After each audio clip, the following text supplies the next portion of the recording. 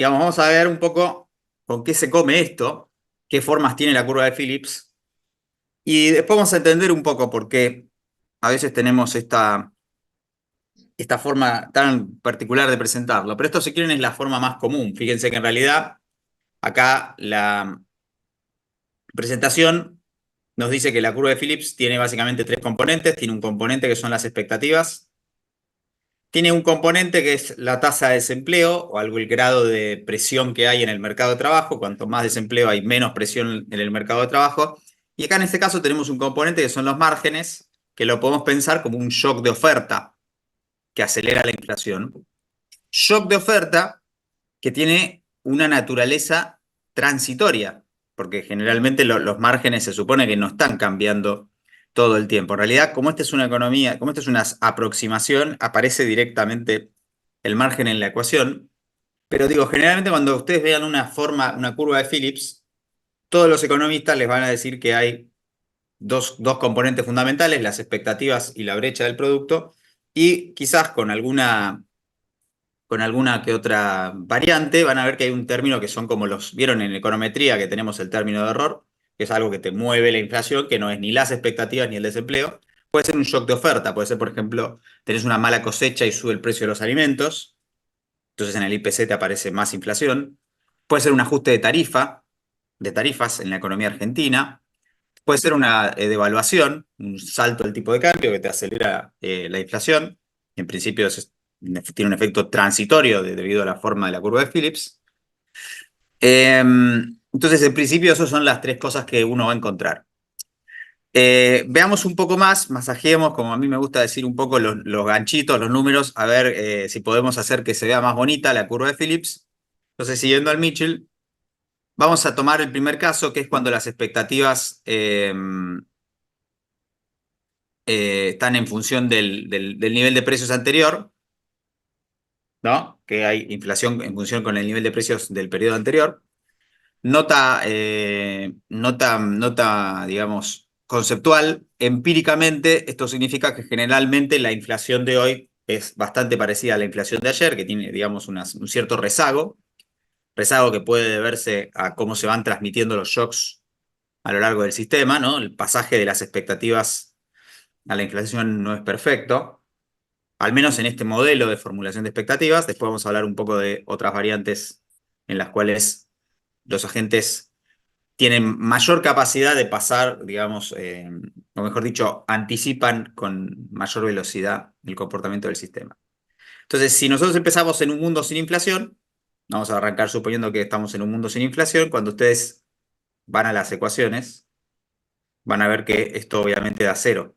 Expectativa de inflación es cero, ¿no? Porque P esperado es PT de ayer y se supone que el nivel de precios va a ser constante, en consecuencia, estamos en un mundo sin inflación. Entonces, si vengo sin inflación, voy a esperar cero inflación, que los precios sigan iguales. Entonces, fíjense que en este caso, la inflación es el markup menos alfa por mu. Ahora bien, si yo digo que la inflación es cero, podría reemplazar por cero acá y despejar, que es lo que vamos a hacer. Si tienen una nota y una lapicera, hagan eso o anoten eso. Consecuentemente, en equilibrio, cuando la expectativa de inflación es igual a la inflación, fíjense que tenemos un nivel de desempleo de equilibrio que está calculado de la siguiente manera. Es básicamente el margen dividido alfa. Entonces, una vez que calculan esto, pueden agarrar el margen. El margen es alfa por UN. Entonces van acá y acá ponen alfa por UN.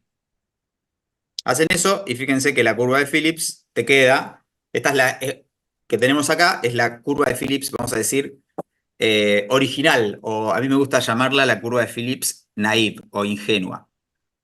¿Por qué ingenua? Bueno, porque básicamente fíjense que la forma de la ecuación ignora las expectativas de inflación, o mejor dicho, esta ecuación es correcta si las expectativas de inflación son cero. Ahora, ¿qué pasa? Supongamos que hay un cambio en la política económica, en el entorno económico, que hace que de golpe este sistema en promedio no tenga cero de inflación. Y la gente sigue esperando que la inflación sea cero. Entonces acá cometés un error si vos decís esta es la curva de Phillips. ¿Por qué? porque básicamente estás suponiendo que, fíjate, vos podés elegir una tasa de desempleo más baja. Suponte que vos sos un hacedor de política y decís, bueno, la tasa de desempleo estructural de esta economía es 5%, yo la quiero llevar esta economía al 3% de desempleo. Bueno, si querés hacer eso, si querés que U sea más bajo que UN, como acá tenés un menos adelante, tenés que tolerar más inflación. O sea, básicamente podés elegir un punto sobre la pendiente de la curva de Phillips que tenga menos desempleo y más inflación. Da la impresión de que vos podés elegir sobre qué punto de la curva de Phillips posarte. Pero sabemos que esto es incorrecto, o mejor dicho, solo es correcto si suponemos que la gente mantiene constante su expectativa de cero inflación. Ahora, ¿qué pasa? Yo para tener esta tasa de desempleo necesito más inflación. Entonces, la forma correcta de recuperar la curva de Phillips con estos supuestos es la ecuación que tenemos acá abajo. La tasa de inflación es igual a la inflación esperada menos la distancia entre la tasa de desempleo y la tasa natural. Esta es la que llamamos la curva de Phillips aumentada por expectativas. Una de cuyas variantes es suponer que la inflación de hoy es igual a la inflación pasada. Esto básicamente porque los contratos, los ajustes de precios, vienen con un rezago de un periodo. Es un supuesto, digo, es conveniente porque simplifica muchísimo el cálculo. De hecho, fíjense que si ustedes ponen inflación esperada acá y hacen el siguiente pasaje, pasan restando.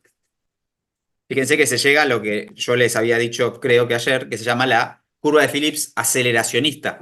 Si no se lo dije, bueno, también se llama la curva de Phillips aceleracionista porque la variación en la tasa de inflación es una función de la brecha de desempleo, la distancia entre el desempleo y la tasa natural. Entonces fíjense que acá tenemos las dos, si quieren, variantes de la curva de Phillips. La curva ingenua, la que yo les había dicho que eran los padres, que existen los relatos de cómo funciona la macro, en la cual hay un economista que se llama Arthur Phillips que descubrió esta curva de Phillips y como era muy tonto, no se dio cuenta que las expectativas jugaban un papel muy importante a la hora de incidir en los precios, cosa que no es cierto si ustedes revisan el paper de Phillips.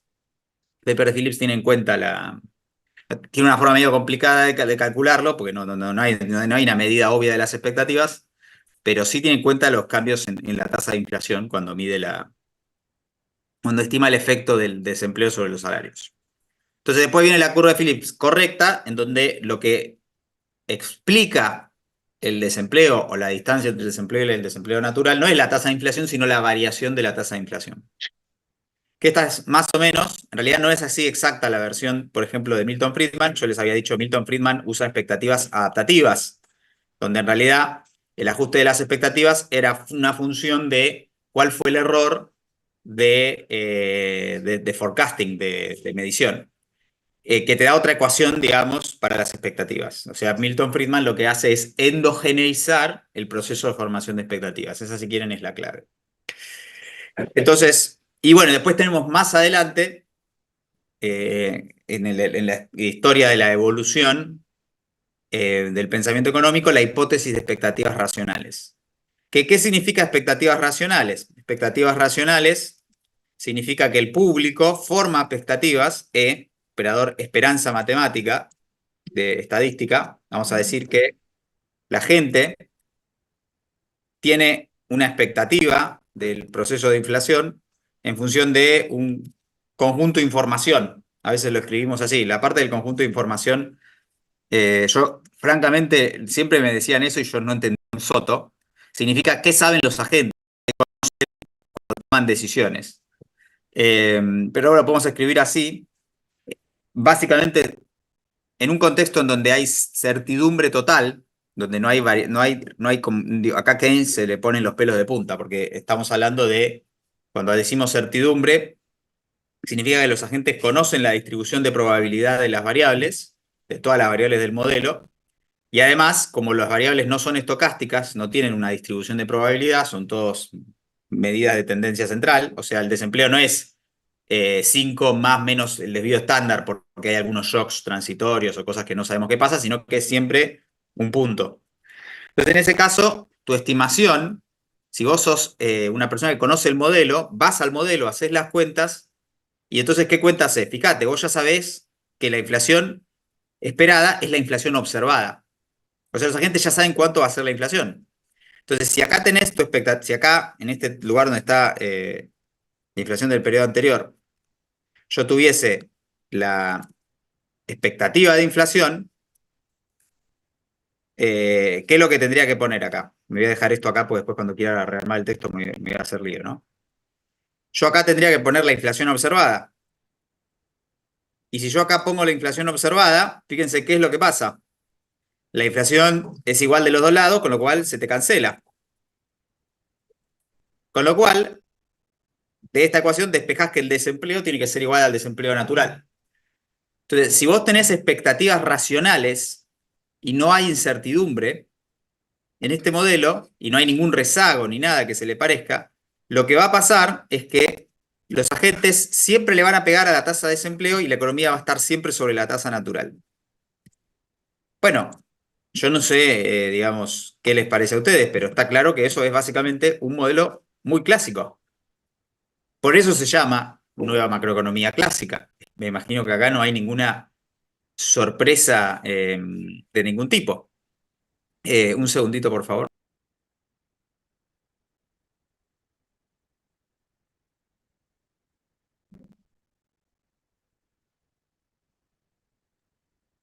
Bueno, entonces, el versión uno de la curva de Phillips ingenua, curva de Phillips aumentada por expectativas, en este caso suponiendo un rezago de un periodo, el proceso de formación de las expectativas de inflación, y curva de Phillips con expectativas racionales. En la curva de Phillips con expectativas racionales, solamente podés tener desvíos con respecto a la tasa natural si en la economía pasa algo que los agentes no pueden predecir. Un shock no previsto sobre la forma de alguna de las funciones. Esta era la idea básica con la que la escuela, digamos, o los pensadores o los economistas leían la curva de Phillips y decían, bueno, entonces hace una política monetaria desinflacionaria y eso no va a tener ninguna repercusión sobre la actividad, porque si la gente puede anticipar que vos vas a reducir la tasa de inflación porque vas a recortar la tasa de crecimiento de la cantidad de dinero, el sistema debería saltar de una tasa de desempleo a la otra. Mejor dicho, el sistema debería mantenerse en la tasa natural, lo que debería saltar es la tasa de inflación, ¿no? Vos decís, quiero bajar la inflación del 5 al 3. ¿Y la economía dónde está? Sobre la tasa natural. Perfecto, entonces el sistema va a saltar del 5 al 3 con la misma tasa natural de desempleo. Bueno, el experimento de los años 80, el experimento monetario que hicieron los países centrales, lo que le dio a pensar a muchos economistas es que incluso los shocks anticipados, incluso cuando la política monetaria es, hola, estamos haciendo política monetaria contractiva, y la gente lo sabe, parece haber un costo en el proceso de desinflación. Entonces algunos dijeron, bueno, ok, por ahí la gente tiene expectativas racionales, pero igual por alguna razón el sistema no ajusta o no puede ajustar tan libremente como debería hacerlo si los mercados fuesen perfectos. Nace la escuela de los nuevos keynesianos. ¿Qué son los nuevos keynesianos? Autores que dicen que sí es correcta la crítica a la curva de Phillips, sí es correcta la utilización de expectativas racionales, no es correcto suponer que hay vaciado de mercado. O sea, es básicamente la teoría general de Keynes, donde los precios y los salarios no ajustan, particularmente a la baja. No ajustan tan rápido como deberían ajustar. Entonces, toda la teoría nuevo keynesiana está básicamente apuntada a explicar por qué los mercados no se vacían. Mercados de bienes, los mercados de trabajo, los mercados de crédito. No se vacían porque hay imperfecciones que impiden el proceso de ajuste, que hacen que el sistema no tienda a la plena utilización de los recursos todo el tiempo o tan rápidamente como debería ser así. Entonces, obviamente, un nuevo keynesiano dice hay que hacer una política contracíclica. Política preferida, fundamentalmente hasta la década del 2010, hasta la crisis de 2008-2009, era la política monetaria, que es una política más fácil de implementar, más cómoda, más canchera. La semana que viene no, creo que la otra vamos a ver el modelo de la inconsistencia dinámica del problema de los bancos centrales. Ahí van a entender un poco modelo macromoderno, cómo se piensa la macroeconomía hoy en día. Van a ver que esencialmente Se supone que todos los agentes de la economía son racionales o tienen algún tipo de objetivo optimizador, incluyendo las autoridades, el Banco Central. Entonces, hay un modelo muy famoso, canónico, en la literatura, que se llama el modelo de inconsistencia temporal, que lo que muestra es que si la política monetaria es demasiado discrecional, vos dejas que el Banco Central no tenga un objetivo, una regla, un mandato explícito de mantener baja la inflación, el Banco Central tiene un incentivo perverso a meterle un poquito de inflación al sistema, de tratar de explotar la curva de Phillips.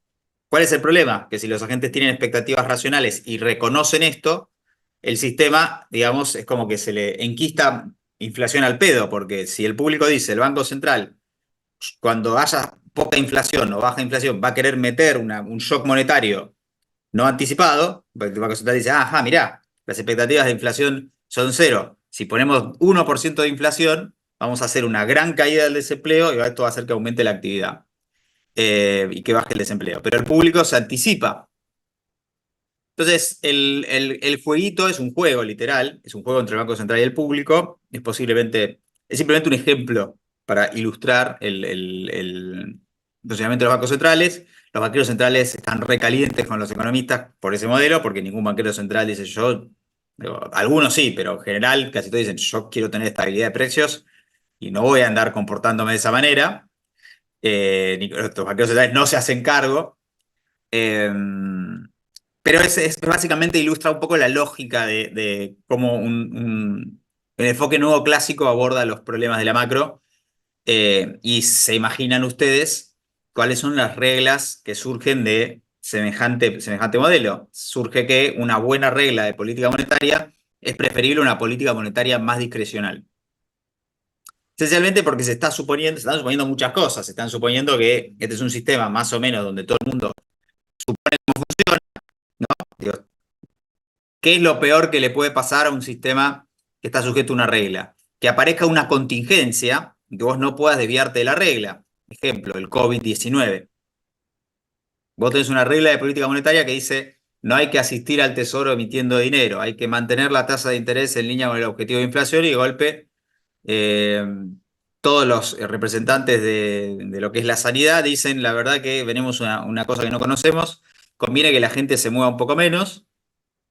Y entonces el gobierno dice, ok, se cierra, digamos, se cierra la economía y las empresas dicen, ¿y yo qué hago, macho? Bueno, te vamos a dar una asistencia. ¿Y de dónde sale la plata? Bueno, que la ponga el Banco Central. Cosas que pasan, o una guerra. Entonces tenés una contingencia y lo peor que podés hacer en una contingencia es tener una regla. Entonces necesitas algún tipo de flexibilidad.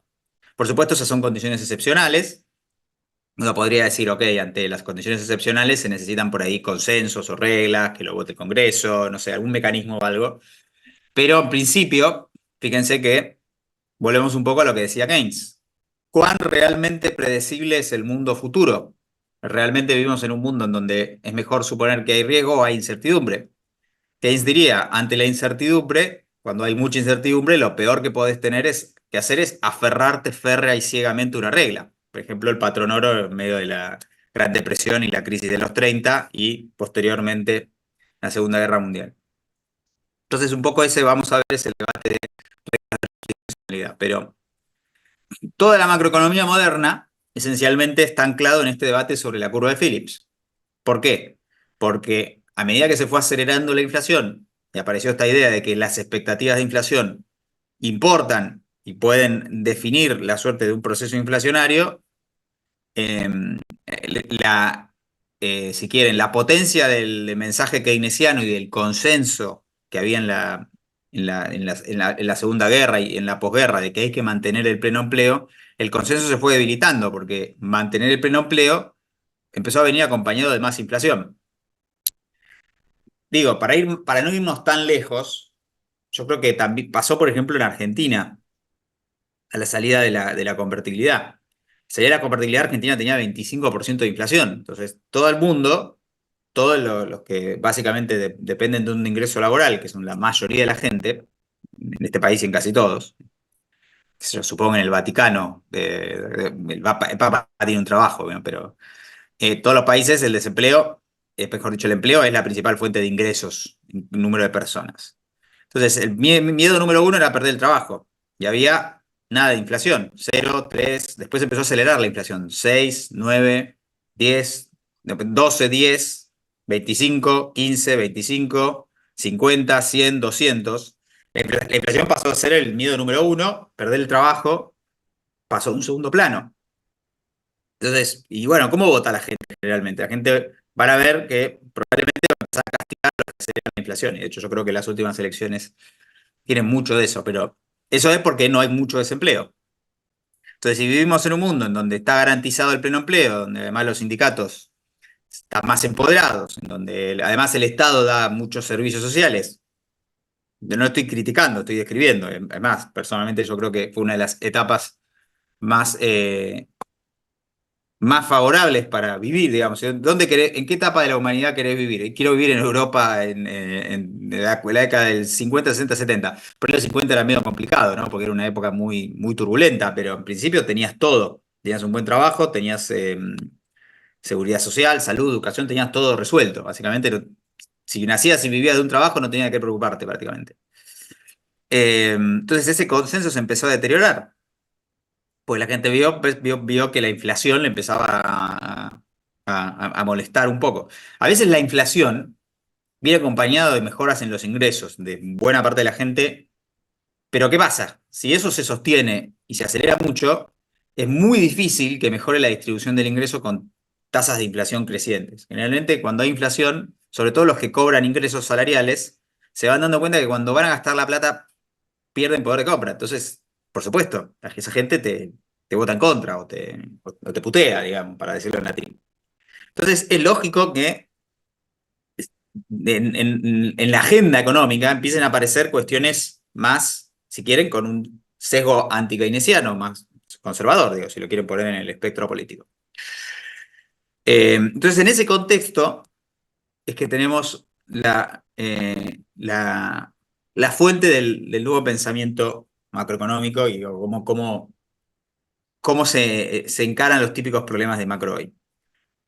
La base, aunque algunos economistas dicen que la curva de Phillips está muerta o desapareció, generalmente lo que dicen estos economistas es que cuando alguien dice no existe la curva de Phillips, lo que dicen es no existe un trade-off entre inflación y desempleo. Pero conceptualmente la idea de la curva de Phillips, el modelo y la ecuación, yo creo que por supuesto que nos sirve, ¿no? No es lo mismo que decir que el ISLM está muerto. Cuando alguien dice el ISLM está muerto, dicen no me gusta ese modelo. Cuando alguien dice la curva de Phillips está muerta, dice empíricamente no sigue existiendo el hallazgo de Phillips. Y cierro un poco esta sala de Zoom, la abro en 10 minutos.